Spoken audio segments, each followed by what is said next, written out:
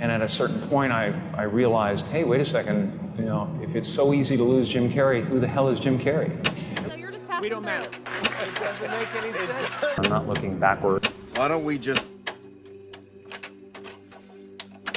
It was more like you're supposed to say, you know, we're important, and you're supposed to say it's all going to be all right, and you're supposed to say that, you know, whatever you dream can come true, and you're supposed to say all those things. I do believe in manifestation, power of that kind of stuff, but I don't believe that any of it matters, you know.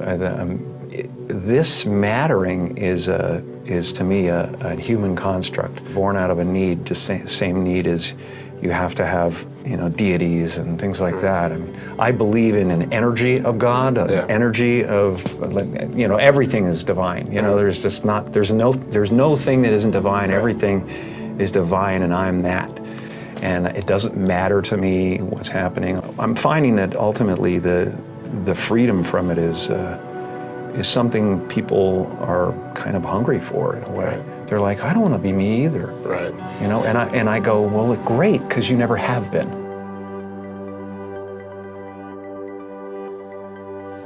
I believe that I had to become a famous, you know, idea and get all the stuff that people dream about and accomplish a bunch of things. You know what this means, don't you? You know, that look like success in order to give up my attachment to those things. It's been part of the evolution of ego is to spend your first half of your life acquiring and adding, thinking you can add to yourself, and it looks great. I mean, it looks great when you got a cool car and you got good, nice clothes, and you know, and you've done something that people admire, but it can never fulfill you. You can never be happy. You know what I mean? It's not where happiness comes from. And you know, I dealt with depression, you know, a few years ago, and people still think, well, he's going through, you can tell he's depressed. It's not. I have no depression in my life whatsoever. Literally none. I have sadness and joy and elation and satisfaction and gratitude beyond belief, but all of it is weather. And it just spins around the planet, you know? It doesn't sit on me long enough to kill me. The happy place is realizing that you're everything, you know, and that there's no real you involved in the first place. You know, it's a weird little semantic jump that you make where it sounds like, well, that's totally fucking threatening, man. I can't not be me. I've built this construct. And it's just ideas. Right. They're just ideas. You know, the only thing that separates you from an African American or an African Canadian is an idea. You know, and the weather, the adaptation to the climate, and whatever it is, I don't believe in any of it.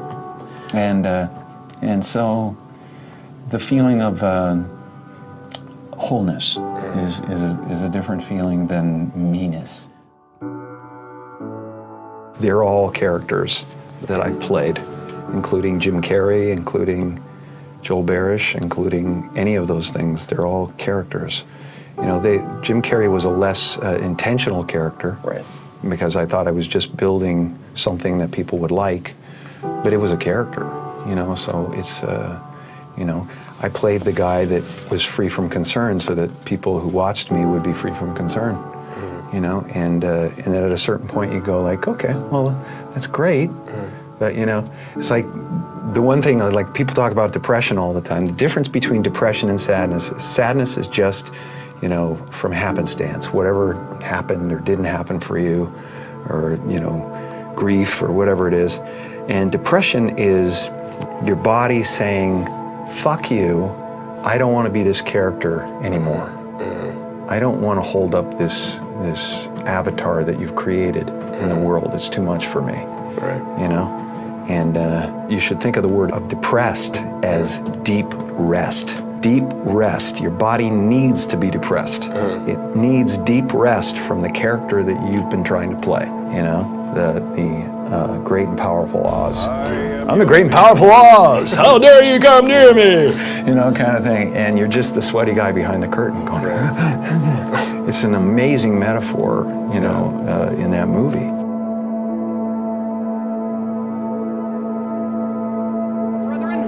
What up with the liar? You know what I'm gonna do about this? It's a pretty name, though. It really is nice. It means merciful, right? Clemency.